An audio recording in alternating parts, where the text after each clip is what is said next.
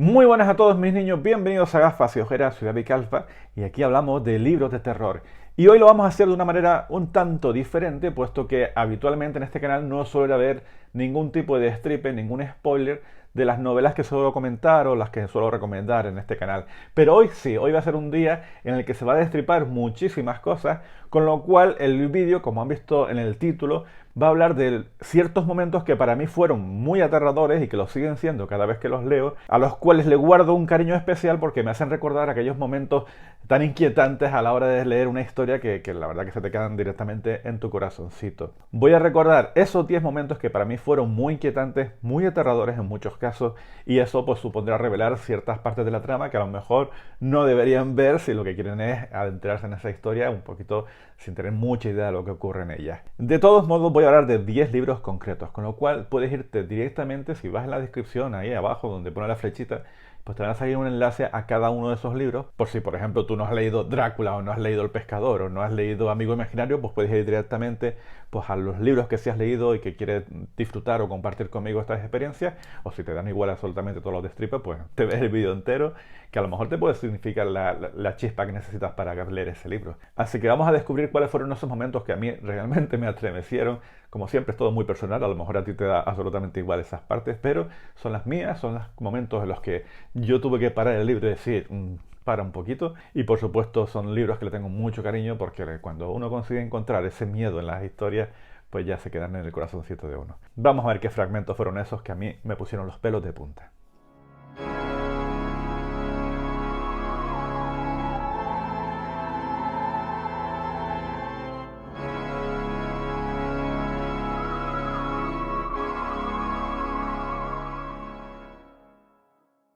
El primer texto que quiero destacar viene directamente de la novela de John Langan, El Pescador, que fue premio Bram Stoker en el 2016 y que ya de por sí es una novela muy interesante y que tiene ciertos fragmentos que son realmente aterradores.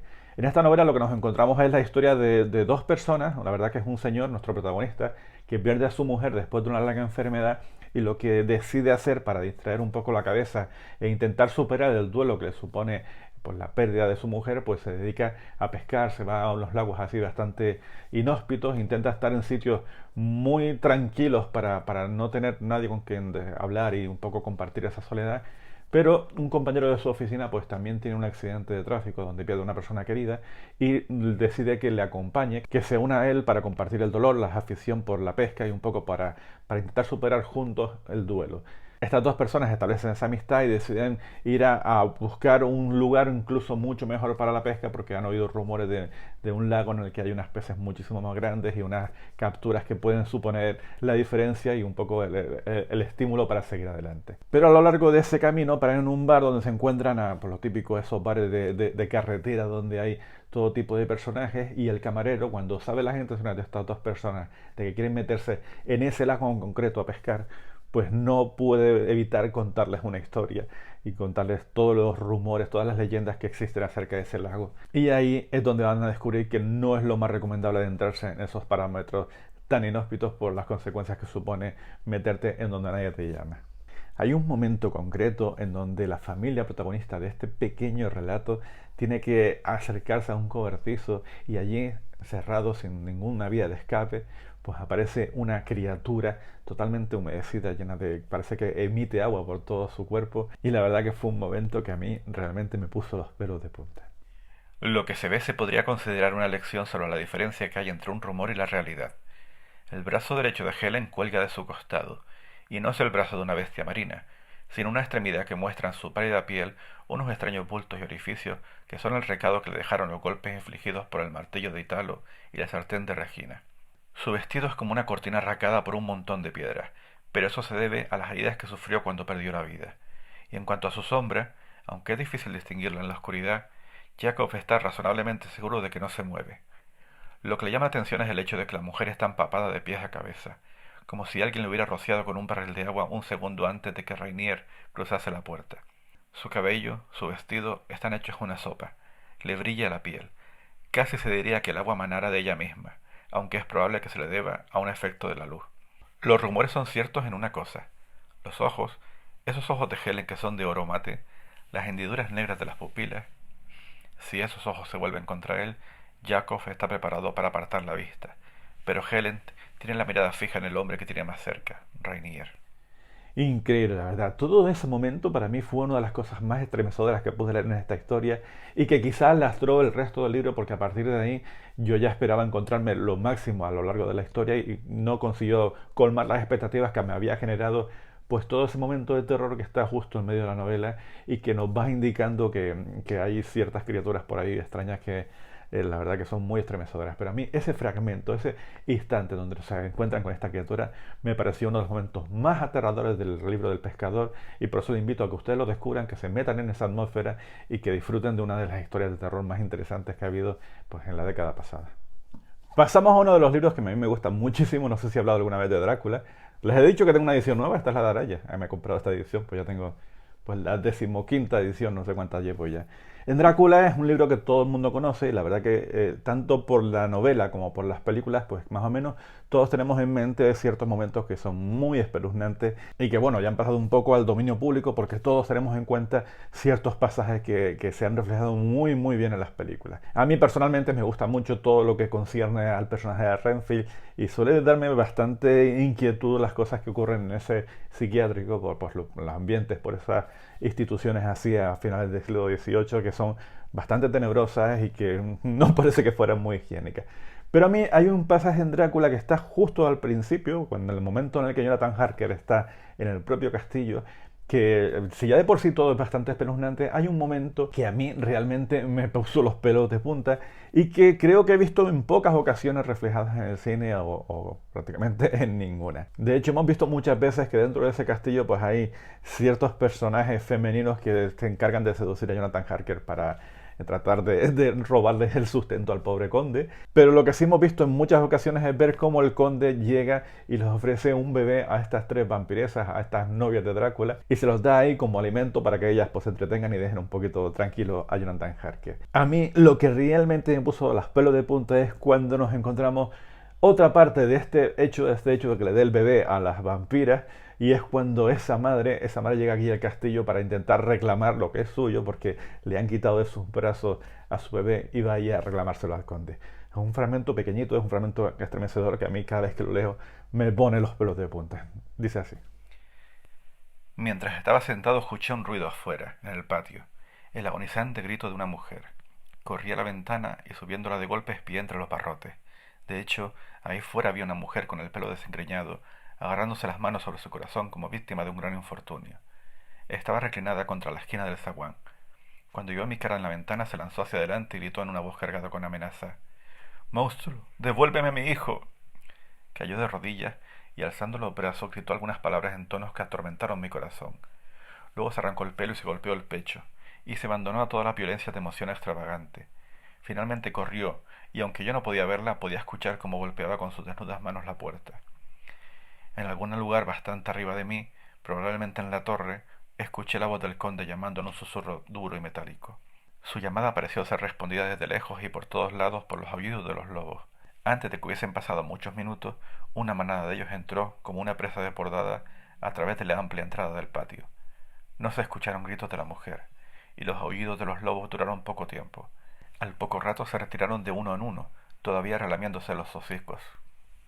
Uf, es que se me ponen los pelos como chinitas porque la verdad que me parece increíble cómo Stoker pudo condensar en tan pocas palabras la maldad inherente al conde Drácula, lo que está dispuesto a hacer por sus propósitos. Te da la sensación de que todo puede pasar a partir de entonces porque una persona que es capaz de robarle el bebé a su madre y no tener ningún tipo de empatía hacia una persona que está sufriendo, a mí realmente ya me mete dentro de la historia y sabes que lo vas a pasar muy mal en las novelas. Drácula es un libro que hay que leerlo muchas veces, hay que comprarse muchas ediciones y que voy a contar si es mi libro favorito. Un fragmento que a mí me puso los pelos de punta como pocos.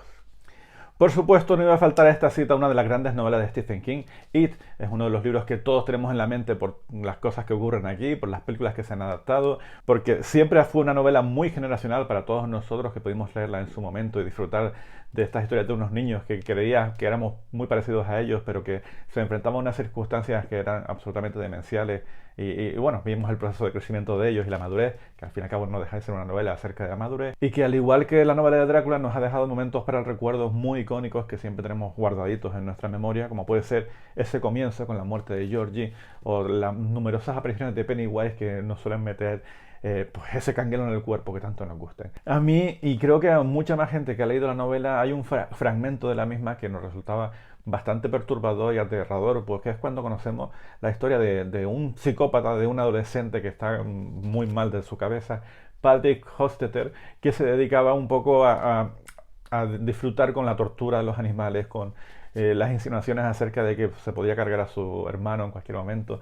Un tío que no estaba muy bien de la cabeza y cuya leyenda se ha ido acrecentando poco a poco pues a través de la rumorología del pueblo, de tal manera que los niños pues están bastante metidos con que esa persona no está del todo bien de sus cabales y que no dejaba de ser peligrosa. El caso es que Stephen King, con su manera de narrar, va metiéndonos poco a poco en la mente de este perturbado y nos indica que hay una nevera en donde él suele guardar todas las piezas, todos los animales, todos los gatos, los perros, todo cualquier cosilla que va encontrando por el campo, pues los va torturando, los va descuartizando y los guarda dentro de una nevera. Y todo eso lo saben los niños que encuentran esa nevera ahí en medio de los matorrales, en medio del campo, y están dispuestas a abrirla sabiendo perfectamente que lo que van a encontrar detrás de esa nevera no va a ser agradable. Stephen King consigue en estos instantes meterte el miedo en el cuerpo de una manera absolutamente magistral, puesto que al final el terror, la base de todo esto es que tu cabeza empiece a imaginar cosas y que tú vayas viendo que la idea de abrir esa nevera no es la más correcta del mundo,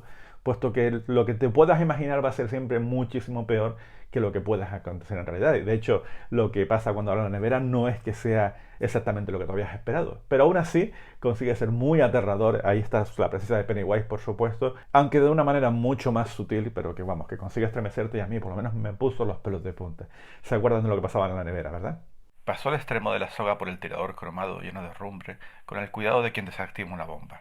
Ató un nudo flojo y retrocedió soltando cuerda. Cuando hubo cubierto cierta distancia, dedicó a los otros una sonrisa temblorosa. Uf, menos mal, ya está. A una distancia prudencial de la nevera, Bill le repitió que estuviesen preparados para huir. Un trueno resonó directamente arriba, haciéndole dar un salto. Comenzaban a caer las primeras gotas. Bill tiró de la cuerda con todas sus fuerzas. El nudo se soltó, pero no antes de haber abierto la puerta de la nevera.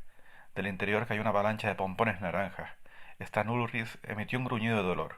Los otros se limitaron a mirar boquiabiertos. La lluvia se tornó más fuerte.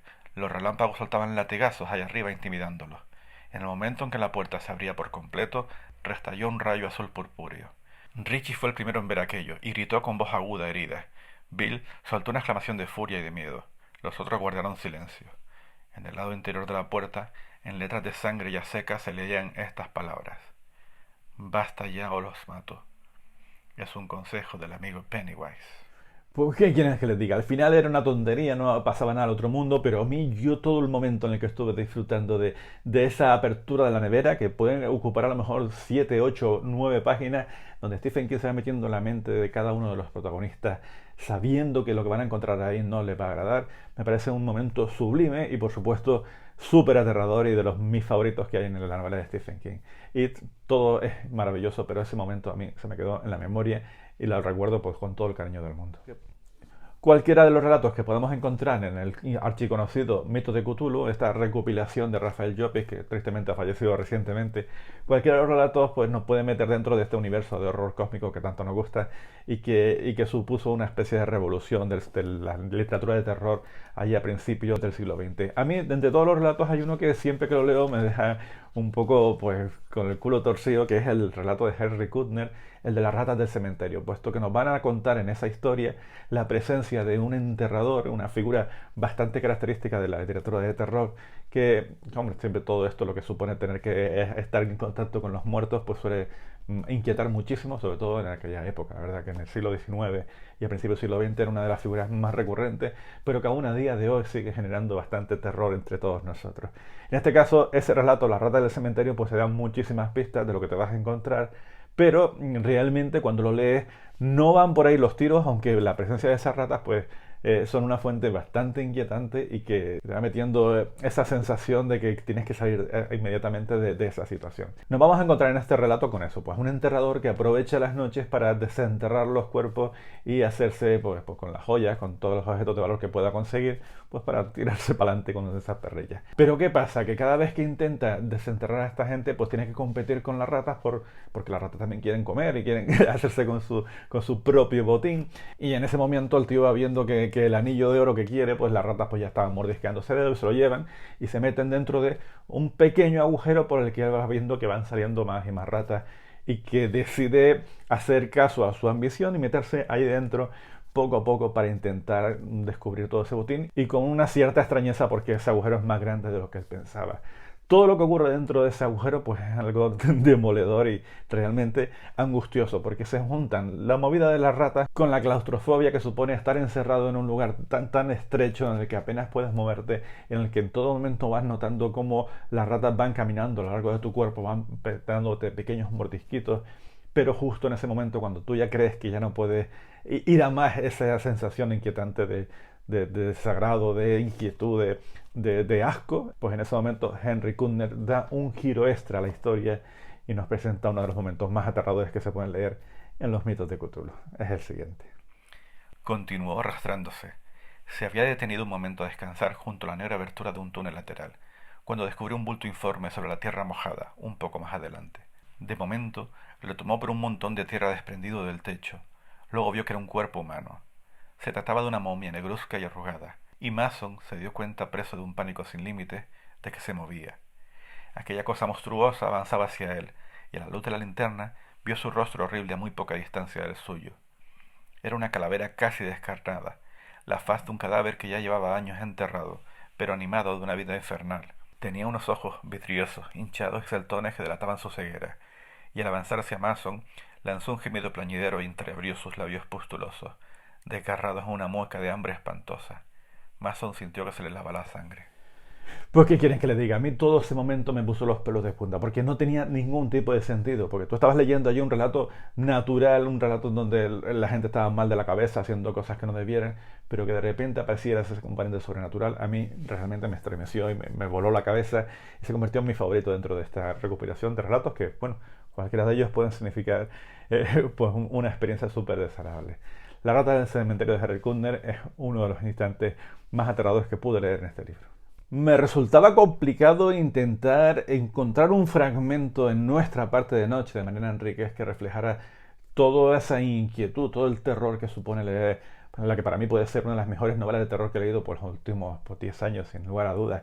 Es un librazo, hay que leerlo, hay que descubrir la manera que tiene de escribir Mariana Enríquez y entender por qué ha generado tanto revuelo entre todos los aficionados del género, tanto del terror como incluso de la propia literatura, porque ha puesto unos cimientos bastante importantes en todo lo que está por venir y que bueno, no deja de suponer una visualización de este tipo de literatura que hace que, pues, que ahora de repente pues haya cierta demanda de este tipo de libros, con lo cual le tengo muchísimo cariño. Esta novela de por sí es difícil de destacar ciertos pasajes, puesto que la manera que tiene Mariana de contar las cosas pues hace que generalmente vaya introduciéndote poco a poco en todo lo que está ocurriendo y tú, sin tener muy claro lo que pasa, pues sí estás intranquilo y estás inquieto y te dan ciertos momentos de terror. Pero hay pasajes bastante espeluznantes, muy gráficos, muy visuales, que además harán pues la delicia de todos nosotros. Pero yo creo que hay un momento en el que yo ya dije, señora, pare por aquí, déjeme descansar un poquito, porque la presencia del imbunche pues hizo que a mí se me pusieran los pelos de punta. Se reunían en una cueva subterránea, en un bosque parecido al que visitaban. Los fieles se llamaban novicios y los inician, se llama así. Para ingresar a la secta tienen que matar a su mejor amigo y despellejarlo. Con la piel se hacía un chaleco que brillaba en la oscuridad. Imagínate, yo te tendría que despellejar, se rió Adela, pero a Vicky esa risa le dio miedo. Se puso las zapatillas sobre las medias y cuando cerró los ojos vio las manos color ceniza de Omaira agarradas a una rama. Omaira en el barro. Son malísimos, parece. A las víctimas de la secta se les puede distinguir porque tienen cicatrices que les dejan los brujos. Esto es lo peor, dijo Adela. Tienen un guardián de la cueva donde está la brujería que se llama Imbunche. Es un chico de entre 6 meses o un año que los brujos secuestran y lo deforman, le rompen las piernas, las manos y los pies. Cuando terminan de quebrarlo del todo, le dan la vuelta a la cabeza como en un torniquete, hasta que queda mirando de espaldas como en El exorcista. Al final le hace un tajo muy hondo en la espalda, abajo del omóplato, y en ese agujero le meten el brazo derecho. Cuando se cura la herida y el brazo queda dentro, el embuche está completo. Lo alimentan con leche humana y después, cuando está listo, con carne también humana. Debe caminar como un bicho medio pisoteado. No, pues no lo sé, a mí todas estas cosas me dejaron por los pelos absolutamente de punta porque no dejan de ser leyendas, habladurías de pueblos, estas cosas que todo el mundo conoce pero nadie las cree, pero tampoco las descartan porque vete tú a saber si eso es o no verdad. A mí todo esto me resultó estremecedor, pareció creo que de los grandes momentos que hay en nuestra parte de noche, y si no lo han leído están tardando porque de estos hay muchísimos a lo largo de toda la novela, no se la pierdan. Cuando descubrí La señal de Maxine Chatham, que estaba publicado por Alfaguara, pues tenía la sensación de que estábamos con el enésimo sucesor de Stephen King, porque tenemos aquí a un autor consagrado de las letras francesas que ha venido aquí a robar otra vez el género del terror y nos está presentando una historia pues así de gorda que yo que decía, pues aquí hay muchísimo más de Marking que otra cosa, y me cogí esta novela pues un poco sin mayores pretensiones, pues empecé a leerla pues por eso, porque era el momento en el que había que leer esta historia, y la verdad que me sorprendió lo bien escrita que está y la cantidad de pasajes aterradores que va describiendo Chatán en esta historia. Estoy deseando que haga algo nuevo, yo creo que tiene que estar un poco al caer. Ya de entrada nos encontramos una historia de fantasmas en donde desde el primer capítulo tú vas viendo que los acontecimientos que están produciendo son realmente sobrenaturales y que el autor no tiene ningún tipo de reparos en mostrarnos ese componente espeluznante sin que tenga ninguna explicación lógica coherente, sino que realmente aquí los fantasmas existen y están aquí para asustarnos y a darnos muy mal rollo. Los dos primeros capítulos son bastante significativos al respecto. En esta historia, que tampoco es que nos descubra nada nuevo, pues nos encontramos con un matrimonio que deciden ir a vivir a un pueblo desconocido donde están pasando ciertas cosas así un poco extrañas, donde los habitantes se están enfrentando a situaciones sobrenaturales y tú vas viendo, pues por un lado lo que le está pasando a los padres de la familia, a las personas mayores, y por otro lado lo que le está pasando a los niños, y a cada uno de ellos pues se están enfrentando a situaciones que no terminan de controlar y que realmente son espeluznantes. Hay un momento, por ejemplo, dentro de esta novela en donde los niños están haciéndose pues las típicas casas con las sábanas, haciéndose un poco como un pequeño laberinto para jugar ahí y entretenerse, y de repente el niño nota cómo le tocan la pierna y es como cuidadito, que esto es bastante inquietante. Pero a mí lo que me dejó realmente impactado en esta historia es la presencia de un espantapájaros que tú lo estás viendo allí con unas muy buenas descripciones, sabes perfectamente. Si te viene a la cabeza la idea de un espantapájaros, pues no te estás encontrando una cosa como la del Mago de Oz, sino otra cosa totalmente distinta, con esas calabazas, esos gusanos, esa decrepitud en las figuras, y que tú estás pensando que en cualquier momento, pues en la cabeza de los niños pues van a tener la sensación de que ese espantapájaros pues le puede generar ciertos momentos de terror. Pero sin embargo, aquí esos momentos se hacen realidad y nos presenta un fragmento que es absolutamente demoledor. El corazón de Owen latía tan fuerte en sus oídos que parecía resonar en todo el campo. De repente sintió que ya no estaba solo. Los pájaros se habían callado, ahora nada se movía. El sol se ocultó al paso de una masa y la sombra cayó sobre Owen, que no se atrevió a volverse para mirar. Con un nudo en el estómago, empujado por un súbito instinto de supervivencia, el chico volvió la cabeza casi a cámara lenta. Los tallos se apartaban. El hedor le inundó las fosas nasales, una nauseabunda tufarada a fruta podrida y a orín de gato. Luego, algo aún más penetrante, una pestilencia antigua, aterradora. Una mazorca cayó al suelo, y eso fue el detonante. Owen se volvió del todo. La calabaza podrida apareció ante él con su abominable aspecto, y de su boca abierta cayó un puñado de rollizos gusanos, mientras las enormes zarpatilleros se alzaban en el aire para golpear al muchacho. Nadie sostenía el espantapájaro. Él se movía solo, animado por una fuerza invisible. Era una visión espeluznante, demencial. Owen gritó con toda su fuerza. ¿Qué quieren que les diga? A mí cuando descubres todo ese momento y te das cuenta de que no es un sueño, sino que realmente ese espantapájaros acaba de salir por allí y has empezado a perseguir a los niños que están absolutamente acojonados, pues yo también aproveché y dije, me vengo arriba y voy a estar disfrutando de esta novela porque realmente da miedo y eso es lo que estamos buscando. La señal de Maxine Chatham es una de las historias que yo creo que tendría que descubrir si no lo han hecho hasta ahora. Lovecraft, por supuesto, no me va a faltar a la cita. Lovecraft tiene muchas historias aterradoras y que a mí me gustan. Creo que es uno de mis autores favoritos, sin lugar a dudas. Y muchos de sus relatos pues tienen componentes que a mí cuando los he leído pues me lleva directamente a aquellos instantes en los que yo pues me estremecía leyendo ciertos fragmentos que a mí me resultaron bastante aterradores. Uno de ellos, y creo que uno de mis favoritos, se produce en uno de los mejores relatos que ha escrito este hombre, uno de los más característicos que definen un poco su trayectoria, que es Las sombras sobre Innsmouth. Lo podemos encontrar en el volumen 2 de la colección Valdemar. Ese relato pues nos va a contar un poco la presencia de una aldea, de un poblado, un pueblo pescador, que cada uno de los personajes que habitan en ese pueblo pues no es que estén precisamente de buen humor con los extranjeros que vienen allí a visitarlo, y cuya fisionomía, sus caras tienen ahí como un aspecto característico, con los ojos saltones, apenas tienen nariz, las orejas han desaparecido por completo, la boca la tienen muy grande.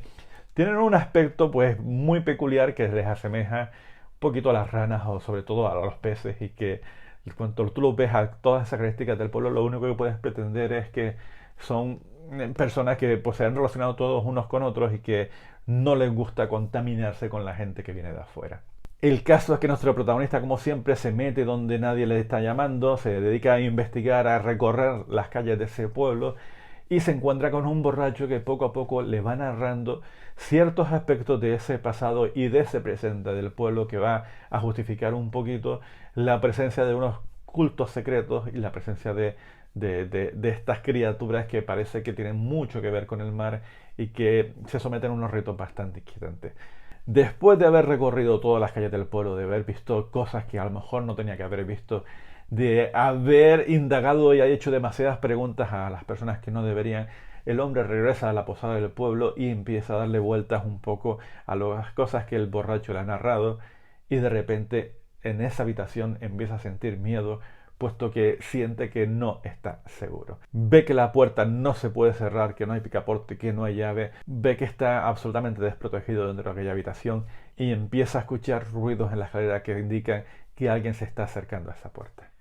Los tipos de aquel pueblo eran sospechosos, y era indudable que había ocurrido varias desapariciones. Me encontraba en una posada de esas donde se asesinan a los viajeros para robarles. Desde luego yo no tenía aspecto de nadar en la abundancia. ¿O acaso la gente del pueblo odiaba hasta ese extremo a los visitantes curiosos?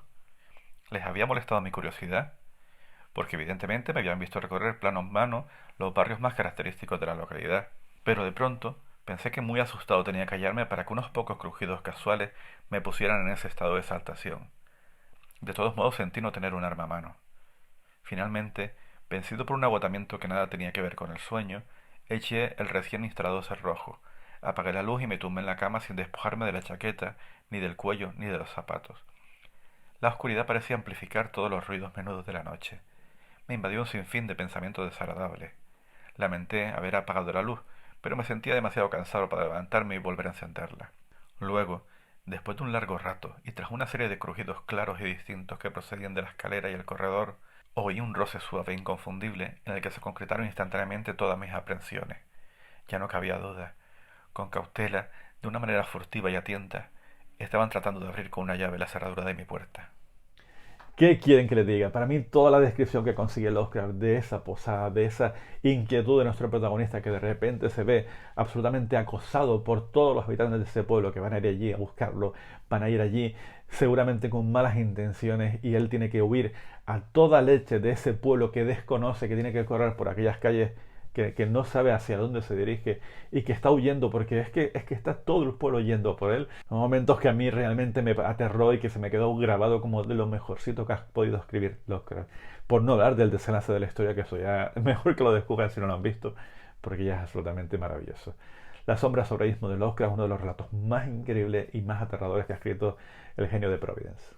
Yo creo que se ha hablado poco de La cabaña al fin del mundo de Paul Tremblay, porque quizás su novela anterior, la de Una cabeza llena de fantasmas, fue un poco la que lo abarcó todo y que todo el mundo se ha ido directamente a leerla.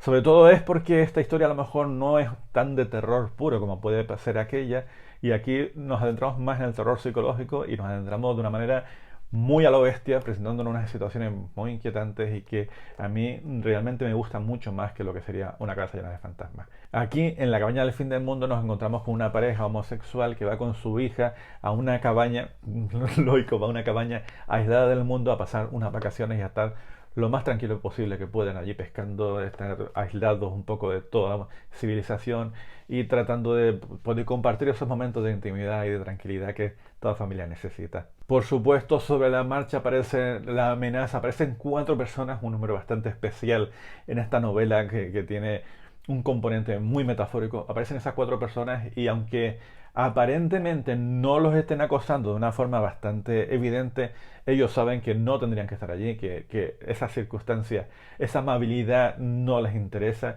y de repente pues estas personas pues entran en la cabaña y empiezan a suceder una serie de acontecimientos que ven que ya realmente su vida está en peligro. Todo eso lo hemos visto muchas veces, no deja de ser una novela de acoso, de invasión, una novela en donde ellos estaban absolutamente tranquilos en un espacio seguro y que de repente ven que todo eso salta por los aires, pero para mí hay un momento en que la novela estalla por todos lados, que es cuando uno de los protagonistas, uno de estas 4 personas que están por allí, pues se pone una especie de máscara blanca en la cara, como un pañuelo, una cosa así un poco extraña que deja entrever un poco la cara del personaje y se arrodilla en el suelo para que después uno de sus compañeros pues se acerque con un rastrillo así como enorme, porque cada uno de ellos tiene un arma, viene con un rastrillo y pasa lo siguiente.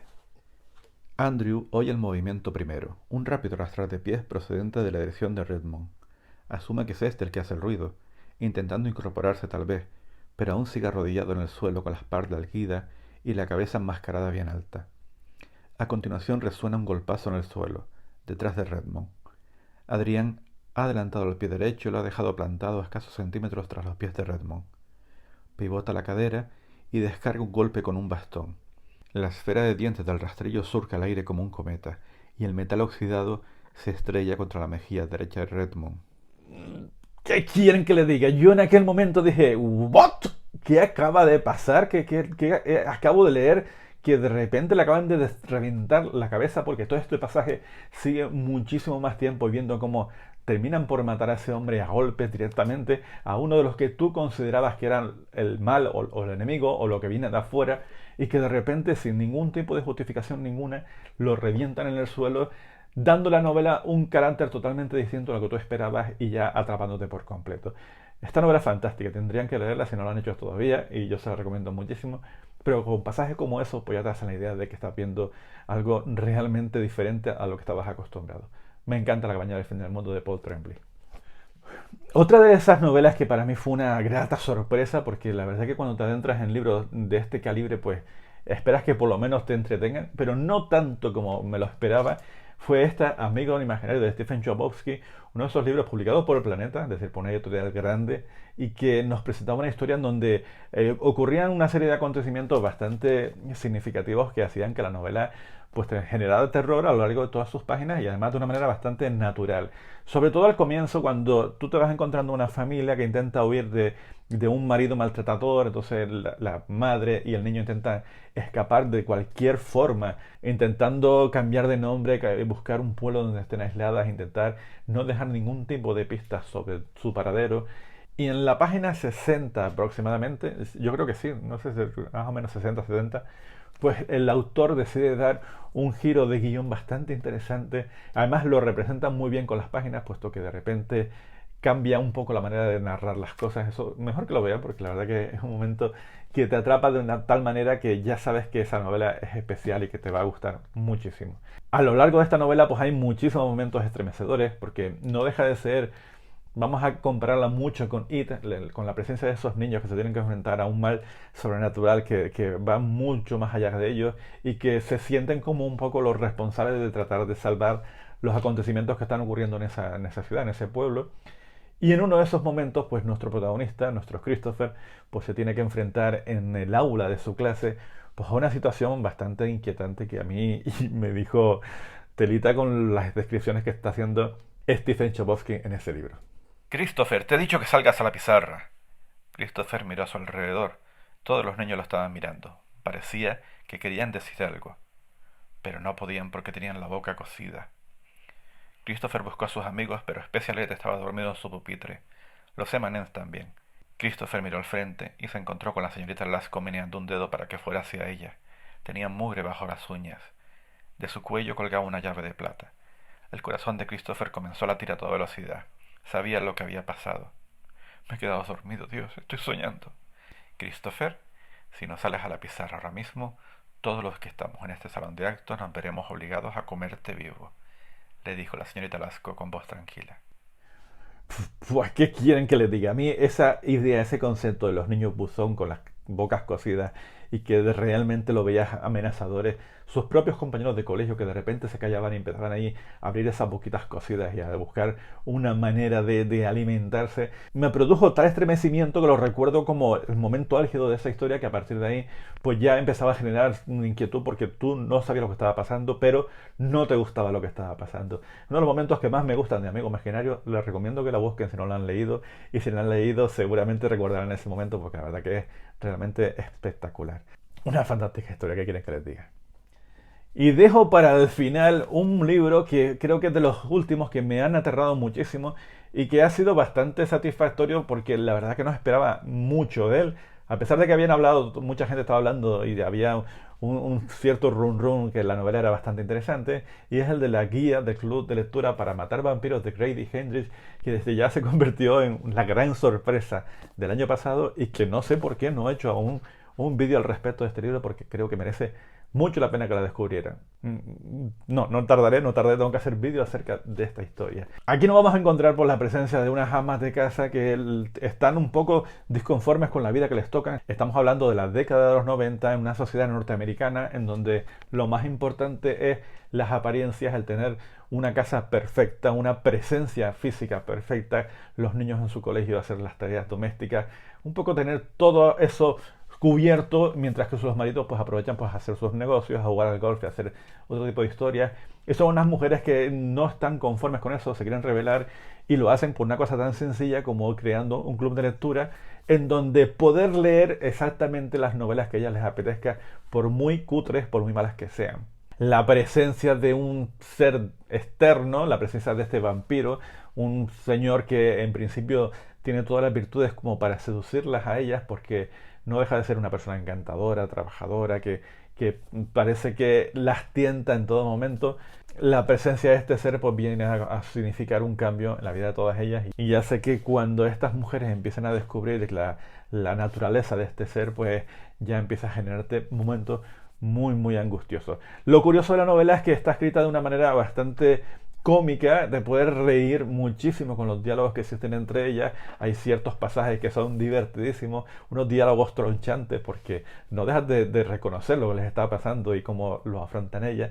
Y sin embargo, entrelazadas entre esos pasajes cómicos, pues ocurren fragmentos de puro terror que te lita con todas las acciones en donde está involucrado el vampiro, sobre todo con la manera que tiene de atacar o la manera que cambia todo el entorno bajo las atmósferas para presentarnos estos momentos de terror. El momento que a mí me voló muchísimo la cabecita es uno en el que nuestra protagonista se mete en la casa de este vampiro y está absolutamente asustada porque ha visto cómo ha regresado a casa y busca un lugar donde esconderse en el trastero.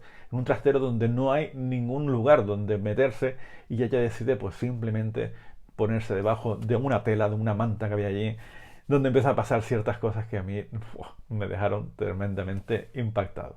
La pila de tela podrida se movió y cambió, y ella deseó poder encogerse y ser cada vez más pequeña hasta que ya no quedara nada.